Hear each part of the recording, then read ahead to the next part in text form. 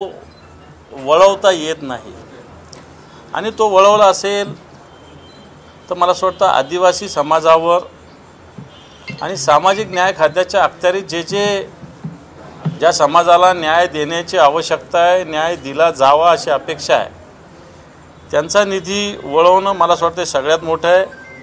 माझ्याकडे जी माहिती त्याच्यानुसार सामाजिक न्याय विशेष सहाय्य विभागासाठी मंजूर 3960 कोटीपैकी 410 कोटी रुपये आणि आदिवासी खात्यातले जवळपास 335 कोटी रुपये हे लाडकी बहीण योजनेचा जो काही मासिक निधी दिला जातो त्याला देण्यासाठी वळवला गेलेला आहे। निधी वळवावा लागतो, निधी वळवला जात असतो। याचे वेगवेगळ्या ठिकाणी गाभा बिगर गाभा असे वेगवेगळ्या प्रकारे क्रायटेरिया आहेत, परंतु सामाजिक न्याय आणि आदिवासी विभागाचा निधी वळवणं हे मला असं वाटतं राज्यातल्या आदिवासी बांधवावर व अन्य सामाजिक न्याय विभागाच्या अखत्यारीत येणाऱ्या बांधवावर मोठा अन्याय आहे। सरकार हे करतंय। आम्ही वारंवार सांगतो की सरकार आर्थिकदृष्ट्या मेटाकुटीला आलेलं आहे आणि म्हणून लक्ष वेगवेगळ्या पद्धतीनं उडविणाऱ्या गोष्टी सरकार करतं। जसं की परवा त्यांनी काय गुणांकन दिलं, काय अर्थ नाही त्याला। आणि म्हणून या सगळ्या चुकीच्या गोष्टी राज्य या संकल्पनेतून आताच्या घडीला होतंय।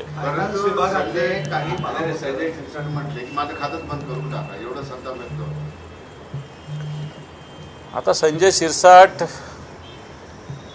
सामाजिक न्याय मंत्री आहेत, त्यांच्या खात्यात काय चाललं त्यांना माहिती का नाही माहिती मला माहिती नाही।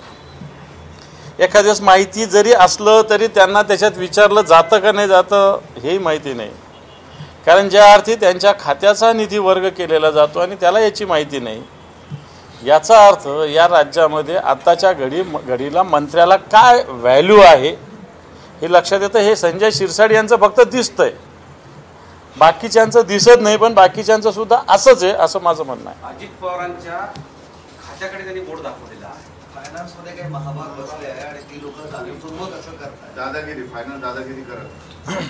फायनान्स विभाग जरी कोणी फायनान्सचं मंत्री असलं तरी मुख्यमंत्र्याच्या निर्देशाशिवाय अशा गोष्टी होऊ शकत नाही।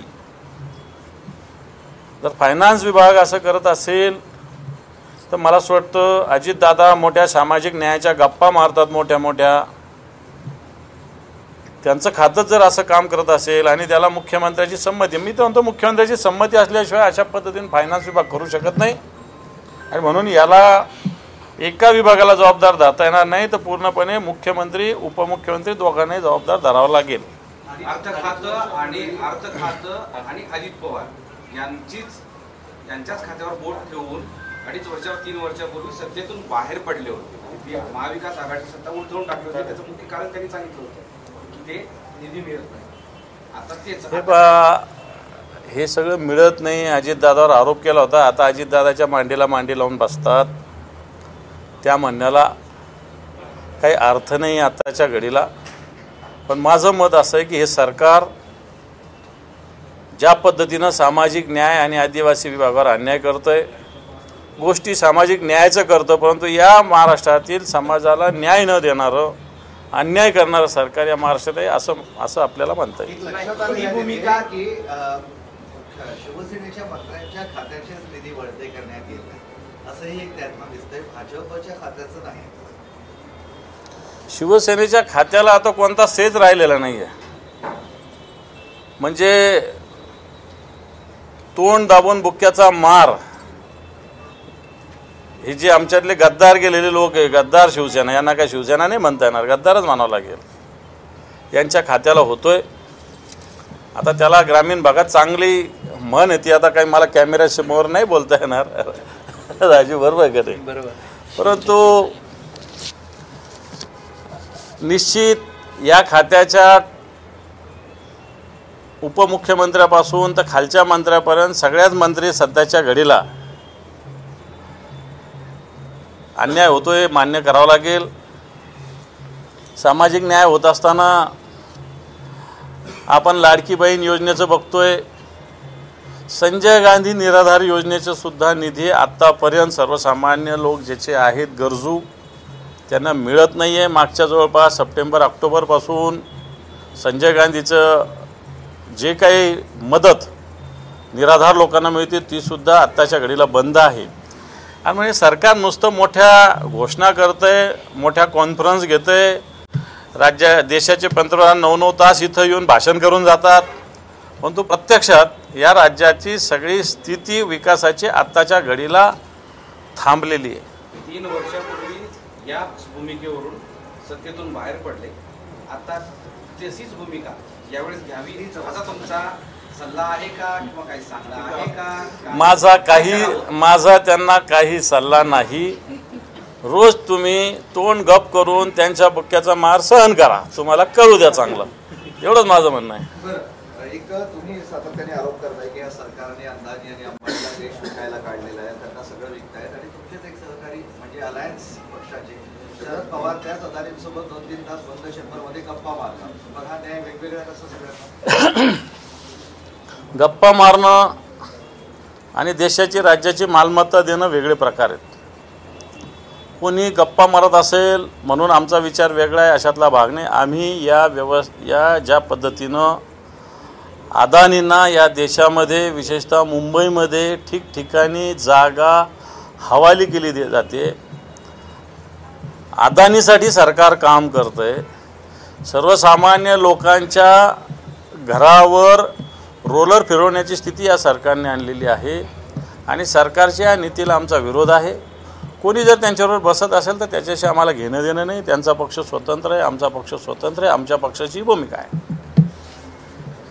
मुंबईमध्ये शिवसेनेची सदस्य कॅम्पेनिंग सुरू आहे, त्याच्यामध्ये त्यांनी पोस्टर लावले, ते फार चर्चेत आलेले. मैत्री धाग्याशी नाही तर मैत्री वाघाशी करा अशा पद्धतीची टिप्पणी झाली. उभाटाला त्यांनी डिवचलेलं. म्हणजे मला नाही कळालं. तुम्ही धागा बांधता तुमचा सदस्य असताना त्या धाग्याशी मैत्री न करता एकनाथ शिंदे सारखा वाघाशी मैत्री करा. आता तुम्हीच मला सांगितलं की एकनाथ शिंदेच्या खात्याच्या मंत्र्याला निधी मिळत नाही, निधी काढून घेतला तरी ते बोलत नाही. हे वाघ आहेत का? हे लोक वाघ आहेत का? अरे हा धागा नाही आहे, हे शिवबंधन आहे, हे बंधन आहे. हे लेच्या पेच्याचं काम नाही, हे मर्दानगीचं काम आहे. समजलं? बहीण भावाला रक्षाबंधन बांधत असते, ते बंधन असतं, तो काय धागा नसतो. तसंच हे शिवबंधन आहे आमचं. आणि हे बांधायला दम लागतो, मनगटाची ताकद लागते. गद्दारीचे मनगट हे बांधू शकत नाही. कोण ते? कोणते वाघ? यांचे नख काढलेले, यांचे दात काढलेले, कसले वाघ आहे? कसले वाघ आहे? काही झालं का गावाकडे पळून जातात. कसले वाघ आहे? कसले वाघ? आता संजय शिरसाट बोलले ना आमचं खातं बंद करायचं तर करा. हे वाघ आहे का? म्हणायला पाहिजे होतं की माझ्या खात्याचा निधी कसा काय वळवला मी बघतो म्हणून. माझ्या खात्याला जास्त निधी म्हणायचे आहेत हिंमत यांच्यात? बिलकुल नाही. हे आपले शेळपट झालेले आहे.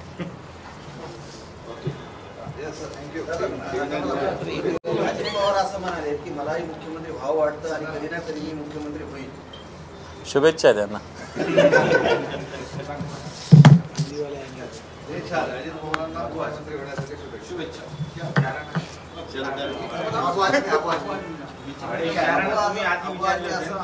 की त्यांनी धर्म विचारून मारलं, तुम्ही धर्म विचारून कारवाई करत आहात, मुस्लिमांना सर्वत्र त्रास दिला जात.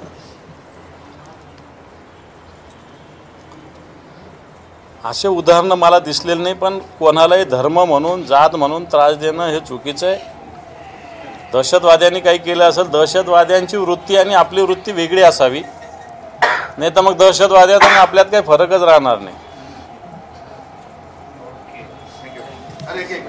आज माजी मुख्यमंत्र्यांचा गौरवाचा कार्यक्रम आहे, तिथे असं कळते की उद्धव ठाकरे तर परदेशात ते जाणार नाही आणि शरद पवारांना निमंत्रण दिले गेलेलं नाही. पण मला सांगा, जे लोक महाराष्ट्र द्रोहाशी मिळालेले आहेत, महाराष्ट्राचे उद्योग गुजरातला नेणारे आहेत, मुंबईचे उद्योग गुजरातला नेणारे आहेत, या महाराष्ट्रावर हिंदीचे सक्ती करणारे लोक आहे, अशा सरकारमध्ये सहभागी झालेला अजितदादाचा पक्ष हा महाराष्ट्र दिन साजरा करतो आणि मुख्यमंत्र्यांचा गौरव करतोय.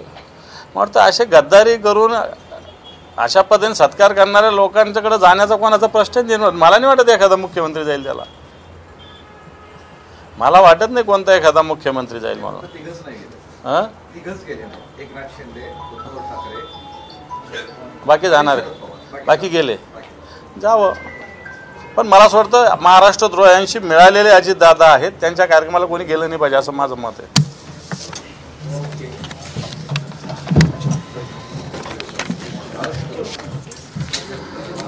होईपर्यंत पाकिस्तानला पाठवू नका.